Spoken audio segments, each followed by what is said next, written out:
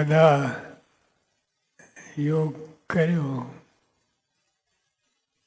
પણ ટેવ નહીં એટલે બરાબર થયું નહીં. પણ પ્રેક્ટિસ પાડવી પડે, રોજ કરવું પડે.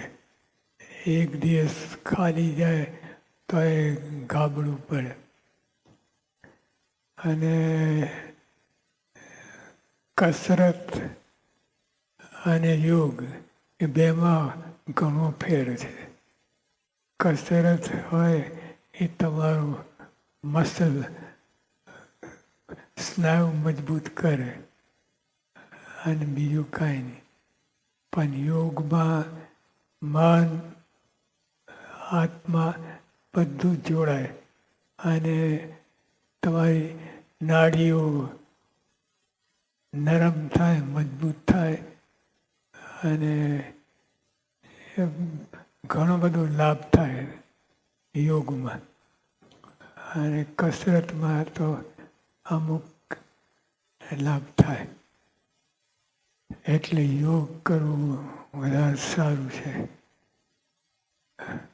ઘણા બધા કહે છે યોગ કરવાથી આપણું શરીર નરમ થાય, પણ નર્મસમાં તાકાત બહુ છે એ ખબર ન પડે. એટલે